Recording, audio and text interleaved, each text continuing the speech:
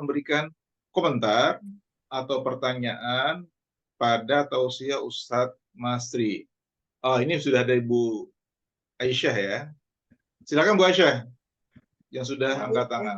Syukron Ustadz Buni. Assalamualaikum warahmatullahi wabarakatuh. Ustadz Masri. Waalaikumsalam. Ya, sekarang ini kan lagi gencarnya digaungkan kembali kepada Undang-Undang Dasar 1945 yang asli gitu kan. Pertanyaan saya, ketika kita kembali kepada UUD 1945 yang asli itu, bisakah kita menerapkan syariat Islam seperti yang Bapak katakan tadi?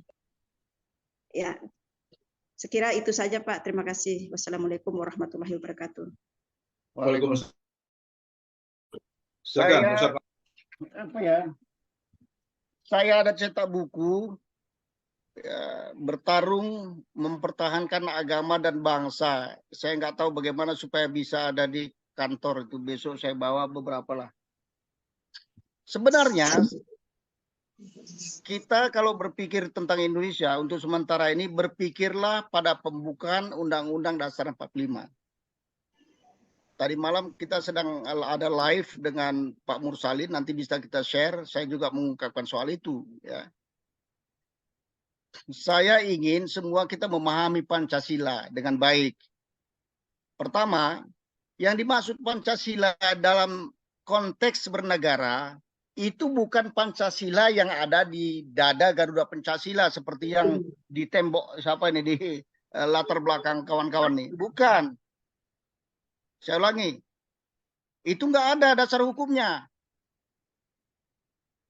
Pancasila yang ada di dalam dada Garuda Pancasila itu dalam konteks bernegara tidak ada legal standingnya dalam bernegara. Buat mukul kucing sama mukul ayam gitu ya. Satu. Lalu yang mana Pancasila itu? Pancasila itu adalah yang ada di pembukaan Undang-Undang Dasar 45 alinea ke-4 misalnya secara khusus disebut. Nah, nanti dalam konteks lain akan saya sampaikan yang agak ekstrim dikit lah. Tetapi, apa dasar hukumnya kita menggunakan Pancasila itu? Orang selalu mengatakan, ya Pancasila dalam alinea ke-4. Iya, dasar hukumnya menggunakan itu apa? Dasar hukumnya adalah dekret presiden. Ingat, bahwa Pancasila yang pertama itu naskah ya kalau kita sebut itu Pancasila walaupun nggak ada kata-kata Pancasila dalam pembukaan dan batang tubuh Undang-Undang Dasar 45 nggak ada itu nggak ada pernah dikatakan bahwa dasar negara Pancasila nggak ada kata-kata Pancasila nggak pernah ditemukan tapi oke nanti pembahasannya kita iakan dulu bahwa Pancasila pertama itu adalah rumusan Piagam Jakarta. Dan itu terdaftar sebagai lembar negara. Baru dirubah di tanggal 18 dengan mencoret 7 kata. Jadi apakah ya pembukaan itu yang namanya saya ulangi, yang namanya Piagam Jakarta itu naskahnya adalah pembukaan Undang-Undang Dasar itu. Pembukaan Undang-Undang Dasar itulah yang disebut dengan Piagam Jakarta yang dihasilkan 22 Juni 1945. Lalu tanggal 18 dicoret 7 kata. Pertanyaan saya, apakah satu naskah yang bernama Piagam Jakarta dengan dicoret 7 kata, kemudian namanya berbeda, bukan lagi Piagam Jakarta. Piagam Jakarta tetap minus 7 kata. Jadi pembukaan Undang-Undang Dasar itu adalah Piagam Jakarta. Jadi aneh kalau ada orang yang alergi menyebut Piagam Jakarta. Nah, ini juga harus diluruskan. Nah, setelah merdeka 18 Agustus, kemudian kan negara ini menjadi RIS. Karena memang belum ada mana wilayahnya dan apanya, belum ada. Menjadi RIS. Republik Indonesia Serikat. Ketika RIS, undang-undang kita bukan Undang-Undang Dasar 45 itu. Tapi Undang-Undang RIS. Artinya Pancasilanya udah nggak berlaku. Bukan lagi Pancasila 18. Lalu kemudian setelah RIS, mosi integral Pak Natsir membentuk Negara Kesatuan Republik Indonesia. Undang-undangnya dibuat undang-undang sementara. Yang Pancasilanya pun bukan lagi yang itu, bukan 18. Nggak berlaku sudah. Mati dia. Nah, baru hasil pemilu 55 dibentuk Dewan Konstitusi untuk melahirkan Undang-Undang Dasar Republik Indonesia, NKRI. Terlepas dari bagaimana argumentasi konflik dan di dalamnya, yang jelas kita sebutkan terakhir adalah turun dekret. Dekret Presiden 5 Juli 1959. Apa isi dekretnya itu? Pertimbangan di atasnya mengapa kembali kepada Undang-Undang Dasar 45 adalah bahwa Piagam Jakarta tertanggal 22 Juni 1945 adalah menjiwai konstitusi kita dan merupakan bagian yang tidak terpisahkan pada konstitusi itu. Inilah dasar. Kenapa Soekarno menyebut Piagam Jakarta di dalam dekretnya? Karena memang perdebatan di Dewan Konstitusi itu adalah pihak-pihak Islam menginginkan kembali kepada Pancasila Piagam Jakarta. Sementara pihak komunis dan nasionalis sekuler mengharapkan ke 1 Juni. Jadi pertarungan 1 Juni dengan itu memang dahsyat. Nah, sekarang mereka yang nampaknya berkuasa, mereka mau mengembalikan lagi itu. Nah, karena perdebatan itu bikin besar, hebatnya, maka itulah alasan kenapa Soekarno dalam dekretnya itu menyebutkan, udahlah, kira-kira bahasa kita udahlah damailah, gitu. Toh Piagam Jakarta itu menjiwai Undang-Undang Dasar 45. Jadi artinya dasar berlakunya kembali Pancasila yang ada di pembukaan Undang-Undang Dasar 45 adalah dekret. Kalau begitu kita memahami Pancasila sekarang ini ada Pancasila yang jiwanya Piagam Jakarta. Itu artinya syariat Islam di Indonesia itu sah berlaku dan konstitusional. Sah berlaku. Jadi orang yang menolak syariat Islam di Indonesia itu orang yang tak mengerti Pancasila. Makanya saya beberapa kali saya berkirim surat dengan orang PDI, dengan apa, bahkan saya tantang untuk berbicara. Ayo dong debat sama Pancasila sama saya.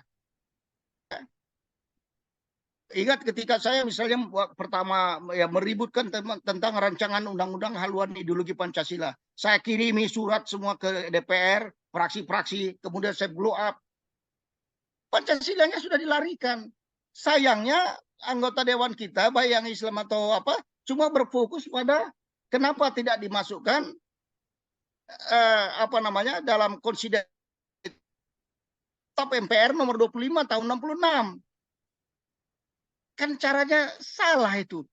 Kalau kemudian itu jadikan alat bargaining, kemudian dimasukkanlah menjadi konsideran TAP MPR nomor 25, MPRS nomor 25 tahun 66, berarti diterimalah rancangan undang-undang haluan ideologi Pancasila menjadi undang-undang. Padahal isinya bukan soal itu. Isinya Pancasilanya sudah dirubah menjadi Trisila, kemudian diperas menjadi gotong royong. Kalau sudah gotong royong nggak perlu Tuhan, nggak perlu Allah. Maling pun sekarang gotong royong, koruptor gotong royong. Jadi nggak salah dia kalau itu udah Pancasilanya 1 Juni, nggak salah. Nah inilah kita sekarang berdebat. Ini makanya saya betul yang begini-begini memang Partai Umat harus mengisi petarung-petarung partainya itu dengan wawasan yang apa. Nah jadi nggak ada istilahnya apakah Pancasila sekarang bisa memang sudah konstitusional. Nah lalu memahami Pancasila kemudian adalah pertanyaannya, siapa sebetulnya yang wajib menjalankan Pancasila? Ini pertanyaan mendasar. Siapa yang wajib menjalankan Pancasila? Rakyat atau pemerintah? Pemerintah justru menjadikan sekarang Pancasila menjadi alat pemukul lawan politik. Ada ormas Islam dibubarkan. Ada orang Islam ditangkap. Alasannya karena membahayakan Pancasila atau tidak sesuai dengan Pancasila. Apakah iya rakyat suruh wajib menjalankan Pancasila? Tidak. Rakyat tidak berkewajiban menjalankan Pancasila. Yang berkewajiban menjalankan Pancasila itu adalah pemerintah. Coba baca betul-betul itu di alinea keempat. Setelah membentuk negara untuk mencerdaskan kehidupan bangsa, kemudian mensejahterakan, melindungi segenap tumpah darah bangsa dan satu negara dengan dasar ketuhanan yang Maha Esa, kemanusiaan yang adil dan beradab, kerakyatan yang dipimpin, persatuan Indonesia, kerakyatan pimpin. Terus di bawahnya itu dibuat dengan mewujudkan keadilan sosial bagi seluruh rakyat Indonesia. Kalimatnya begitu, dengan mewujudkan keadilan sosial bagi seluruh rakyat Indonesia. Kalau di dada Garuda Pancasila cuma disebut keadilan sosial bagi seluruh rakyat Indonesia, nggak ada artinya itu. Tapi kalau di alinea keempat itu disebut dengan mewujudkan keadilan sosial bagi seluruh rakyat Indonesia. Pertanyaan saya, yang bisa mewujudkan keadilan sosial siapa? Rakyat atau pemerintah? Ini yang salah kita selama ini, nggak pernah bicara. Malah kita dibelah. Ada yang anti Pancasila, sehingga secara ekstrim dianggapnya togut. Ada yang larut dengan Pancasila, menerima, tapi dengan pemikiran Pancasila yang mereka, bukan Pancasila yang sebenarnya. Jadi semua salah. Ya sekarang kita berada di situ. Ini harus kita luruskan. Coba bayangkan, ya, kalau rakyat ormasnya bisa dibubarkan karena alasan tidak sesuai dengan Pancasila, lalu bagaimana kalau pemerintah yang memang wajib menjalankan Pancasila tetapi tidak menjalankan Pancasila? Ya, tapi sedikit ekstrim lah ini. Oke, nanti kita bahas lebih banyak. Insya Allah nanti bukunya akan saya coba kasih untuk dibaca-baca. Saya kira gitu. Jangan ragu bahwa Indonesia ini sudah tepat pada jalurnya. Tinggal sekarang petarung Islamnya itu bisa nggak untuk mengambil haknya. Hak kita itu hak konstitusional, hak demokrasi, hak sejarah. Jadi jangan lemah. Oke, terima kasih. Syukran, Ustadz Masri. Mungkin ada di antara para sahabat yang mau melanjutkan diskusi pagi ini mengenai perjuangan menegakkan Islam rahmatan lil alamin yang sudah tadi sangat dalam dibahas oleh Ustadz Masri, terutama bagaimana kita sebagai kader partai umat itu harus bersikap, ya, mesti nggak usah tengok sana kemari, melihat pikiran orang. Yang penting itu menurut Ustadz Masri adalah apa Allah dalam kita menegakkan partai dan agama Allah ini. Jadi kita nggak perlu mesti harus kalau kita begini apa kata orang, kalau kita begini jadi memang ribet kalau udah kayak gitu. Jadi itu sangat dalam apa yang sudah dibahas tadi. Nah, ini ada Pak Kaspudin, Pak, silahkan dibuka mikrofonnya, Pak. Baik, terima kasih Buya Buniani. Saya diberi kesempatan duluan. Bismillahirrahmanirrahim. Assalamualaikum warahmatullahi wabarakatuh. Assalamualaikum. Oke, Stanggang. Ini dari Medan rupanya nih. Kalau Medan teman-teman selalu bilang Horas. Assalamualaikum Pak Kiai. Waalaikumsalam warahmatullahi. Bapak Ibu semua yang ikut dalam Zoom ini yang saya hormati dan saya banggakan. Terima kasih. Sebetulnya saya baru pas masuk last minute tadi nih, tapi kelihatannya ada tantangan dari Kiai Stanggang ini bahwa partai umat ini harus menemukan sosok yang bisa berani istilahnya mewujudkan daripada Pancasila yang sesungguhnya dan Mukadimah Undang-Undang Dasar 45.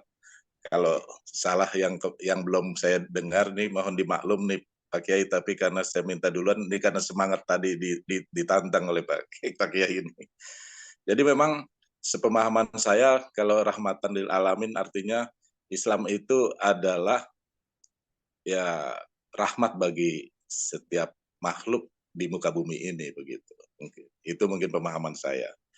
Dihubungkan dengan konteks daripada Mukadimah Undang-Undang Dasar 45 dan Pancasila memang sangat erat kaitannya itu, bahwa diawali dengan Mukadimah Undang-Undang Dasar 45, yaitu bahwa sesungguhnya kemerdekaan itu adalah hak segala bangsa, dan oleh sebab itu penjajahan harus dihapuskan di muka bumi. Nah, jadi dengan rahmatan lil alamin itu, pemahaman saya memang Islam itu harus menghapuskan segala bentuk penjajahan yang sifatnya tidak berperi kemanusiaan dan berperi keadilan. Ini sesuai konteks daripada Partai Umat nih, mengelawan kejaliman dan menegakkan keadilan. Itu yang membuat tertarik saya juga masuk di Partai Umat.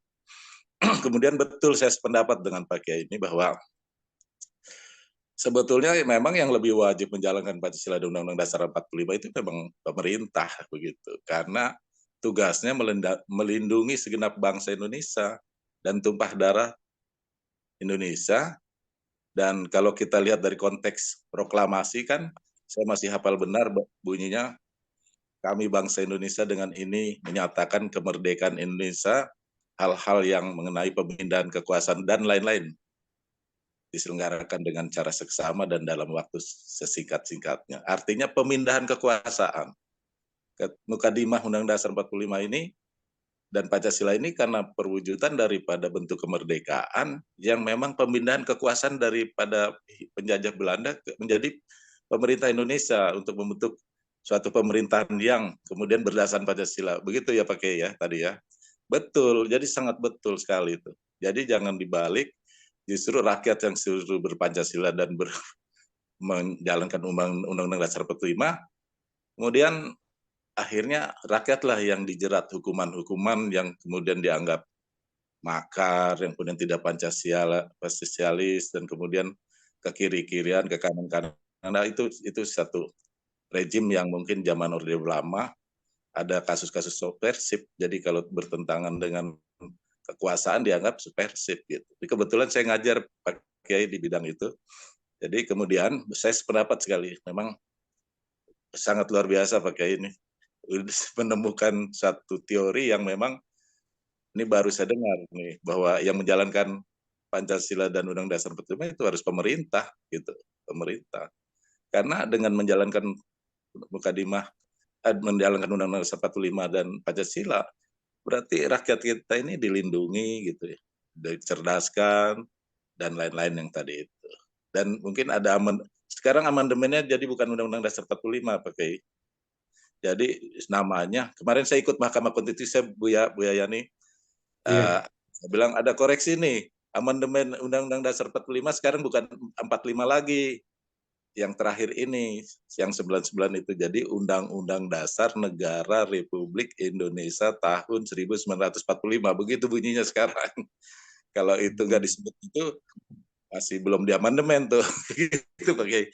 Terima kasih Pak Kiai. Ini apa? Pertanyaan mungkin saya pertanyaan nih Pak Kiai. Bagaimana langkah sebagai kader Partai Umat ini untuk menjalankan yang tadi perintah Pak Kiai itu? Itu pertanyaan. Terima kasih Pak Kiai. Assalamualaikum warahmatullahi wabarakatuh. Waalaikumsalam warahmatullahi wabarakatuh. Silakan Ustadz Masri langsung saja. Ya, baik. Pertama ya, kembali karena saya mau menekankan bahwa kita ini akan menghadapi pertarungan kebencian orang. Itu pasti, jangan lari dari situ. Jangan berupaya kita supaya atau jangan kita berharap dan kemudian menghabiskan tenaga berharap orang semua senang sama kita, nggak ada. Kalau justru orang lain itu, orang seberang nggak suka sama kita, itu artinya kita on the track. Karena janji Allah mereka sudah nggak suka sama kita. Justru kita khawatir kalau justru masih serangkan kok disebut kiai, tapi orang sebelah kok senang sama kita. Itu justru khawatir kita. Ada kan kiai kita begitu kan? Malah orang lain suka, orang kita nggak suka. Jadi itu khawatir kita kalau begitu. Nah yang kedua, yang perlu diluruskan juga, yang menjadi rahmat itu adalah syariatnya. Nah, syariatnya. Jadi kalau syariatnya tegak, dia akan menjadi rahmat. Nah kemudian Pancasila itu tugas pemerintah mestinya itu kan seolah-olah begini kalau kita kaji di alinea keempat itu, ya, kita bentuk negara, tugasnya melindungi segenap tumpah darah bangsa, kemudian mencerdaskan, mensejahterakan, kemudian ikut menjaga keamanan dunia dan bla bla. Dengan dasar rambu-rambu bagi pemerintah yang harus dilakukan adalah ketuhanan Esa dan seterusnya, dan mensejahterakan rakyat. Sebenarnya Pancasila itu adalah amanah rakyat yang diembankan kepada pemerintah dalam mengelola pemerintah untuk menuju tujuannya, mencapai tujuan. Begitu letaknya. Ya, jangan dibalik malah kita dikejar-kejar Pancasila, ditangkapin. Nah, ini hak kita ini, hak kita. Nah, lalu Pancasilanya adalah Pancasila dekret presiden. Sekalipun di Undang-Undang Dasar yang di amandemen, yang kita nggak setuju banyak isinya, tapi coba lihat itu. Di pembukaannya itu masih disebutkan bahwa yang disebut dengan Undang Dasar ini adalah Undang-Undang Dasar 45 adalah undang-undang yang di dekret presiden. Masih ada kata-kata itu. Jadi itu masih bagus, kita masih bisa berpegang di situ dalam bertaruh. Nah, lalu bagaimana kita menghadapi itu untuk mendapatkan ini? Pertama saya berharap ya kajian soal ini, soal Islam dan kebangsaan ini harus diperbanyak. Semua kader-kader partai harus menjadi petarung. Kalaupun kita belum masanya nanti menjadi katakanlah anggota dewan, kita toh masih bisa berbicara di forum-forum. Perbanyak podcast kita, keluarkan pemikiran-pemikiran ya yang solutif dan benar-benar punya landasan yang kokoh. Jadi jangan kecil hati. Dari mulai sekarang memang kita harus, ya saya mengajak kita, kenapa saya semalam, maaf deh, kenapa saya kemarin men-share tulisan itu, saya coba membuka semacam tradisi ya kalau mau jadi aktivis partai politik apalagi rajinlah pula baca, ya kan? Jangan pula jadi partai politisi Islam baca pun nggak mau, baca WA yang cuma apa saja, jangan, nggak bisa, semua harus kita baca. Nah, itu satu, itu sebetulnya yang saya masukkan kemarin, saya share dulu. Nah sekarang kita tinggal kalau perlu saya lebih suka berdebat sebetulnya, ya kan? Nah, karena dengan debat itu terasa otak kita. One way nggak bisa lagi sekarang. Dan makanya saya katakan kemarin waktu dalam diskusi di kepanitiaan kemarin SC, saya mau tahu tingkat pemahaman kawan-kawan dari pendidikannya, ya pendidikan umum, pendidikan agama sebatas mana yang caleg-caleg DPR ini, sehingga ketika saya komunikasi keamanan dengan tauhid. Kenapa saya perlu itu? Supaya tahu saya pendekatannya, mau dialog macam apa, mau one way atau mau diskusi. Bila perlu debat menurut saya, gitu. Ya jadi saya menggunakan istilah kader Partai Umat adalah petarung-petarung Islam. Nah, jadi perbanyak kita diskusi nih, perbanyak. Ya bagus sih kalau mungkin kalau bedanya ngaji di Partai Umat, maksud saya dengan ngaji yang di sebelah atau di masjid, ya barangkali udahlah di masjid soal-soal hafalan, soal katakan pahalanya berapa, sudahlah. Ya masa itu juga kita dibuat di Partai Umat, ya kan? Jadi itu maksud saya. Jadi bagaimana caranya? Ini Bapak ini supaya berikanlah topik-topik yang menarik yang harus kita kaji. Jadi Islam kebangsaan, Islam dan Indonesia. Apa yang harus kita buat? Karena kita punya langkah-langkah yang akan kita capai dalam waktu tertentu. Jadi sehingga semua kader kita tercerahkan, bisa melangkah ke arah yang sama dengan Partai Umat ini. Saya kira itu. Terima kasih. Syukron, Ustaz Masri, juga ke Pak Kaspuddin, Pak, insya Allah. Nih, masih ada waktu 25 menit lagi. Ini ada Pak Supriyadi, Pak, dibuka mikrofonnya. Pak Supriyadi, Ketua DPD Partai Umat Kota Bekasi. Silakan, Pak. Ya, terima kasih, Buya. Assalamualaikum warahmatullahi wabarakatuh. Waalaikumsalam. Terima kasih kepada Buya Yani dan juga Buya Masri. Terima kasih, bukunya sudah sampai, Pak. Oh, Terima kasih, Masya Allah. Alhamdulillah. Insya Allah mudah-mudahan bisa mensifati. Terima kasih yang pertama bahwa apa yang dia sampaikan oleh Pak Kiai ini, Pak Doktor saya sebut beliau, ini istilahnya daging semua. Tetapi sayang Bu Yani yang mengikuti acara ini hanya 60 orang lebih, tidak sampai 70. Nah, ini mungkin tantangan buat kita semua bagaimana supaya kesempatan dan pengetahuan seperti ini bisa dipahami seluruh oleh kader Partai Umat. Kenapa? Karena dengan pemahaman-pemahaman ini membuat militansi seseorang itu bisa bangkit.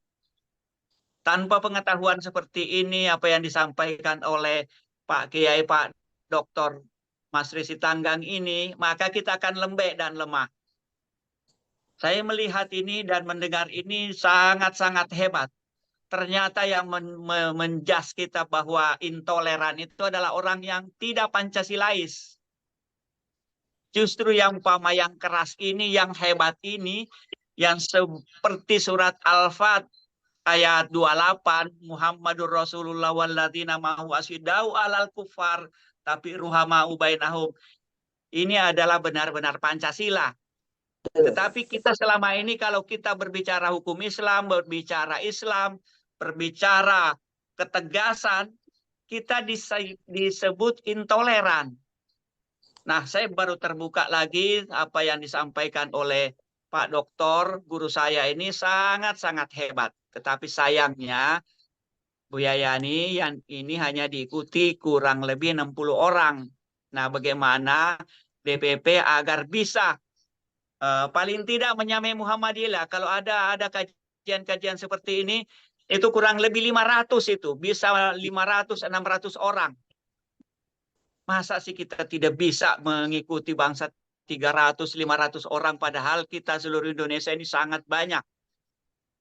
Nah, ini juga akan menjadikan kebanggaan kalau kita begitu kita lihat Zoom-nya ada 600, ada 500, itu akan menjadi penyemangat bahwa kita tidak sendiri memperjuangkan Islam, kita tidak sendiri berada di di Partai Umat ini. Kita bukan minoritas, tapi kita mayoritas.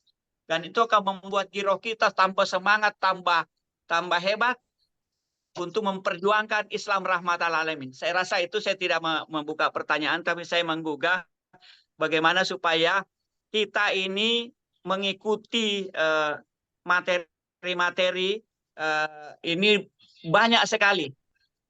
Karena pemateri-pemateri kayak ini orang-orang hebat bangsa Indonesia yang materi-materinya akan membuat kita gagah untuk tampil dimanapun. Saya rasa itu Bu Yani dan juga Kiai Haji Dr. Masri, guru saya ini, alhamdulillah saya mendapat pencerahan pagi ini. Saya tidak bertanya, tapi statement saya, tolong agar kita bisa mengikuti lebih banyak lagi. Demikian, lebih dan kurangnya mohon dimaafkan. Assalamualaikum warahmatullahi wabarakatuh. Terima kasih Bu Yani. Warahmatullahi wabarakatuh. Syukron Pak Supriyadi. Insya Allah mudah-mudahan nanti Pak Supriyadi bisa bersedia untuk kita masukkan ke dalam ini pengelola taati nanti Pak Supriyadi, Pak. Insya Allah setelah kita pindah dari hari Jumat ke hari Ahad, ini memang ada penurunan ya. Dulu kita sempat 200 mau mencapai 300 dulu, tapi sekarang menjadi turun menjadi 120. Nah, hari ini kurang dari 70 ini. Nah, ini tantangan kita semua untuk membantu kita untuk ngajak para sahabat untuk bisa kembali lagi ke taati. Jadi ini memang tantangan kita ya. Banyak soalnya. Satu mungkin karena koneksi internet gitu ya. Kemudian mungkin ada kegiatan. Nah, rupanya hari Ahad itu rupanya banyak yang punya kegiatan di masjid masing-masing, Pak Supriyadi. Itu hari Ahad pagi gitu. Jadi mereka izin nggak bisa ikut. Ini ya, nanti coba kita ini ya cari cara. Baik, itu jawaban saya Pak Supriyadi mengenai sedikitnya yang ikut ya. Ini masih kita pengelola taati memang sedang berjuang untuk meningkatkan. Silakan Ustaz Masri. untuk menanggapi Pak Supriyadi tadi, alhamdulillah itu Ya, tanggapan yang saya tertarik dengan istilah intoleransi ya. Ini kan diksi-diksi yang digunakan memang sengaja menyudutkan umat Islam. Saya melihat umat Islam ini kalahnya sudah kalah mental. Jadi kalau kita buka di Al-Quran itu, ya mungkin di surah apa ya, surah Al-Maidah ayat 54 ya, itu mayar tadamingkum andinihi. Ada kalau orang yang sudah murtad atau keluar lagi atau tidak lagi menjalankan Islam dengan baik, Allah akan menggantikan kamu dengan satu generasi, biqaumin, satu generasi baru yang mereka mencintai Allah, kemudian Allah pun cinta kepada mereka. Kemudian mereka berkasih sayang sesama mereka dan keras terhadap orang-orang kafir. Itu jelas. Lalu salah satu di situ kata-kata yang menarik adalah wala yakhafuna laumata laim. Mereka tak pernah takut terhadap celaan. Ini celaan. Mereka tak pernah takut terhadap celaan orang-orang yang suka mencela. Jadi bayangkan ada kata-kata celaan. Orang yang pengganti orang generasi murtad itu, generasi yang dicintai Allah adalah orang yang tak pernah takut terhadap celaan orang yang suka mencela. Kata-kata intoleransi, celaan fundamentalis, radikalisme itu celaan. Nah sekarang kita udah takut dengan itu. Mental kita udah kalah sebelum berperang. Oleh karena itu saya perlu tekankan kita sedang bertarung.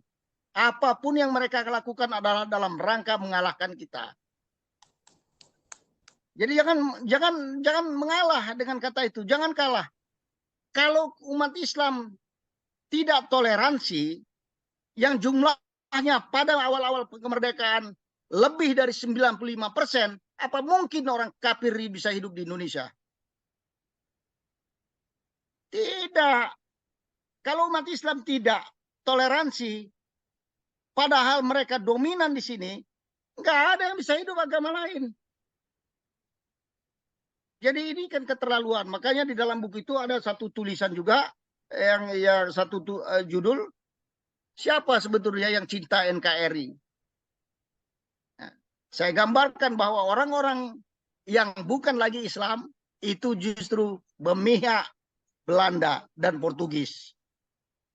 Jadi ya inilah perlu disebarkan, sebetulnya dipahamkan. Dan jangan takut kita menyebarkan itu fakta sejarah. Fakta sejarah. Ya itu yang mau saya tanggapi. Jadi barangkali nanti topik-topik tertentu yang berkaitan dengan Islam ini terus kita bahas. Terima kasih Bu Yani.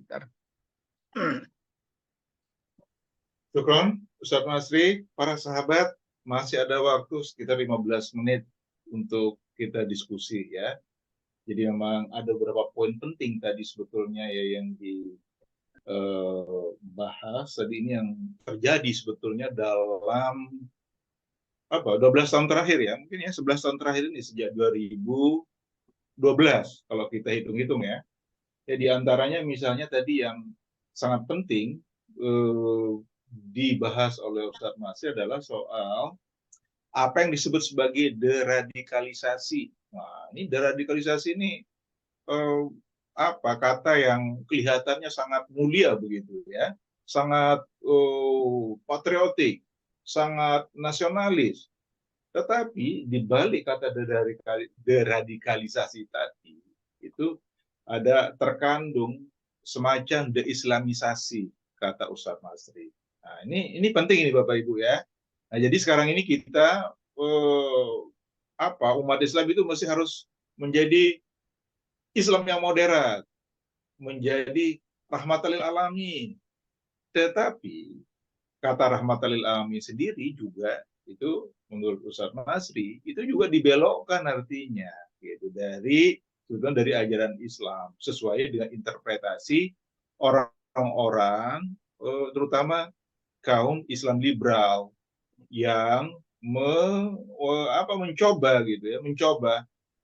melunak-lunakkan ajaran Islam gitu ya, biar mengikuti apa maunya orang lain.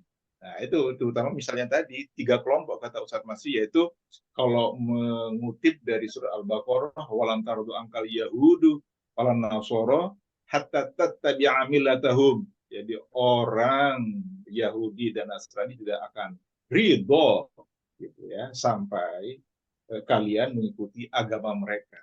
Nah, jadi ada 3 kata Ustadz Masih tadi. Yang pertama adalah orang Yahudi, 2 adalah orang Nasrani, yang ketiga adalah orang yang mengikuti orang Yahudi dan Nasrani. Ya, siapa mereka ya? Orang Islam lah yang mencoba-coba ini ya, yang orang Islam tetapi mengikuti ajaran ajaran atau gaya orang-orang Yahudi dan Nasrani. Kira-kira gitu ya.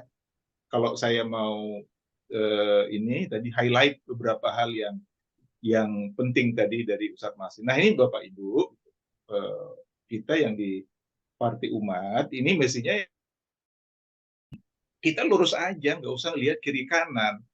Bagaimana orang lain berpikir tentang kita, bahwa Islam itu gitu ya, apa yang dikatakan oleh Allah dan Rasul-Nya.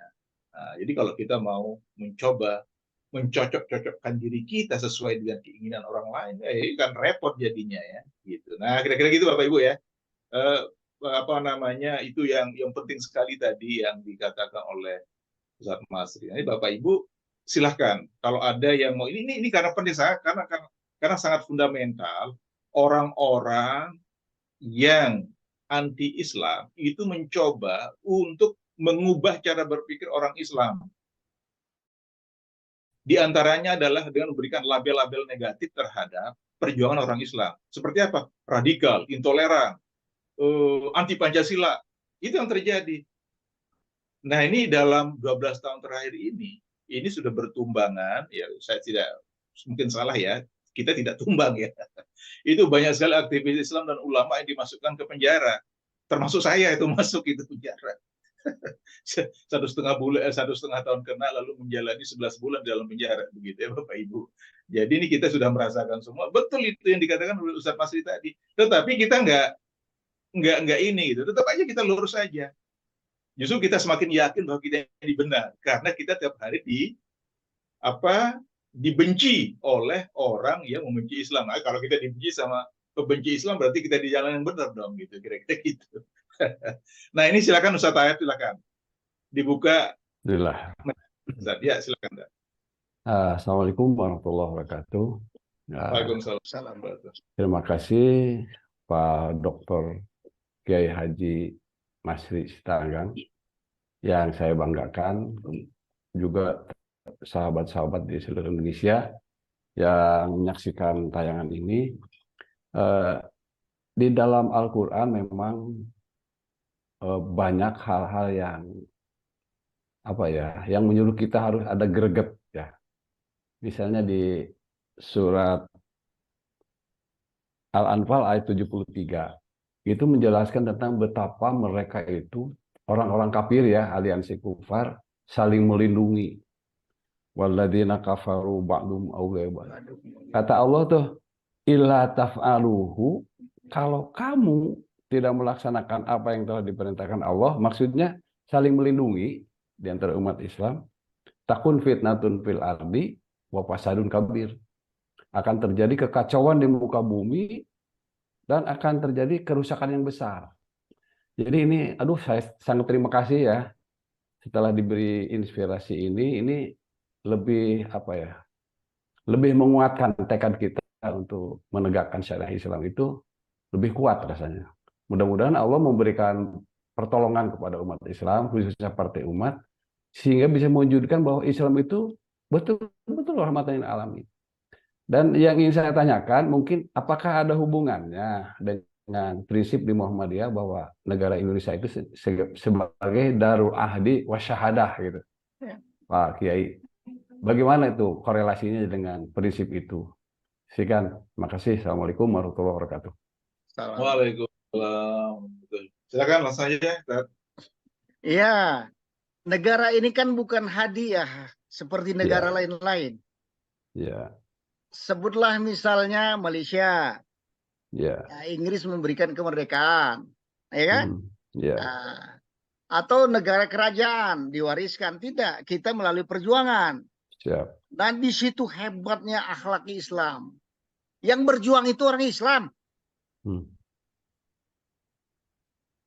Ada satu catatan dalam satu buah buku yang ditulis oleh TB Simatupang. Dr. TB Simatupang, jenderal. Ya. Jenderal masa zamannya Bung Karno ya. Ya. Iya. Apa yang disebut di situ? Dalam buku Pancasila dan Iman Kristen. Saya dulu hobi membaca-baca buku mereka ini supaya tahu juga saya apa yang dipikirkan, ya kan? Jadi ada satu kalimat yang menarik di situ, bahwa orang-orang Kristen yang memihak membela kaum pergerakan nasional, maksudnya pergerakan kita untuk merdeka, dianggap oleh gereja sebagai Kristen yang tidak lagi orang baik. Bayangkan tuh. Apa maknanya itu? Orang-orang Kristen yang membela, memihak kepada kaum pergerakan kemerdekaan, kebangsaan, dianggap sebagai Kristen yang tak lagi baik. Artinya gereja tidak merestui perjuangan itu. Apa yang mau kita katakan begitu dengan kalimat ini? Dan bukti-bukti bahwa di mana Asa, di apa semua orang apa ini di Ternate, orang-orang kafir itu justru jadi mata-mata orang Belanda dan Portugis untuk menghancurkan kita. Lalu sudah merdeka kita berjuang, masih kita ajak mereka rembuk, masih kita ajak. Ayo loh kita bangun negara, ya kita mengalah, ya kan? Mengalah. Bagus, karena itulah rahmat lil alamin. Ya kan? Orang mau tobat masa nggak kita terima, gitu kan? Ayo kita bangun. Lalu kita bersepakat mendirikan negara. Makanya negara ada kesepakatan. Bukan negara yang diberi, bukan di merdeka yang dikasih, bukan warisan. Negeri perjuangan, kemudian kelompok masyarakat itu duduk bersama-sama bersepakat mendirikan negara. Istilah sepakat itu sudah betul. Kenapa? Ketika proklamasi dikumandangkan, itu belum ada wilayahnya. Mana wilayahnya? Kekuasaannya mana? Sultan masih ada. Banyak sultan-sultan. Makanya itulah dia sepakatan. Ayo bubarlah kita sultan-sultan. Bayangkan tuh, yang namanya sultan nggak ada yang bukan Islam. Bagaimana pengorbanan sultan-sultan mau menyerahkan tanahnya, wilayahnya, kekuasaannya? Kok lupa kita yang begitu-gitu, ya kan? Sepakat. Oleh karenanya, kesepakatan ini jangan diganggu. Ketika misalnya rancangan undang-undang haluan negara Republik Indonesia ini mau dirubah dengan mau disahkan di DPR, saya menulis rancangan undang-undang haluan Indonesia disahkan, negara ini bubar. Kenapa bubar? Berarti dia sudah mengingkari kesepakatan.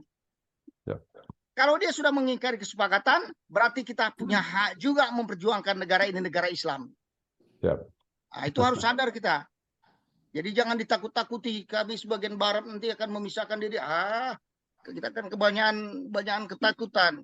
Ya, tidak, kita harus tegak berdiri pada prinsip itu. Supaya ada wibawanya. Kalau mental kita sudah kalah duluan, emang kalahlah dalam pertarungan. Jadi negara ini negara kesepakatan. Jangan diganggu pembukaan Undang-Undang Dasar 45. Semua produk undang-undang harus disesuaikan, harus sesuai, nggak boleh bertentangan dengan pembukaan Undang-Undang Dasar 45. Itulah prinsip kita. Jadi oleh karena itu sekali lagi memang kita harus belajar Islam, belajar negara karena memang kita sudah terlanjur terlibat di bidang politik. Saya sendiri masih harus banyak belajar karena latar belakang saya Dr. Sada adalah Soil Science and Chemistry, ilmu tanah dan kimia. Saya dokter dari India, Fakultas Pertanian. Oke, terima kasih. Terima kasih. Jadi betul itu yang dikatakan oleh Ustaz Masri tadi. Saya pernah untuk penelitian itu 13 tahun yang lalu. Itu memang orang-orang pernah menjadi amtenar di zaman Belanda itu ketika Belanda itu sudah tidak lagi menjajah Indonesia, itu ya tahun berapa itu dulu, tahun 50-an itu orang-orang Belanda balik lagi ke Belanda, itu tahun berapa, itu mereka agak sedikit ini gitu ya, menyayangkan gitu. Kita ini sebetulnya lebih senang dijajah Belanda daripada Indonesia merdeka gitu. Dan itu pengakuan itu ada dokumen. Saya mau wawancarai sumber itu Pak Ustadz Taib. Itu ada. Nah itu yang anaknya amtenar, itu yang amtenar yang ada di Jawa Timur. Tapi ini saya kira topik yang lain lagi ya, nanti kita coba lihat. Kebetulan saya langsung mendapatkan dari sumber primer, jadi saya bisa bertanggungjawabkan itu untuk penelitian saya, untuk disertasi dulu itu tahun 2010. Nah Bapak Ibu, saya kira cukup saja ya kita ini, karena sudah jam 7 ini insya Allah.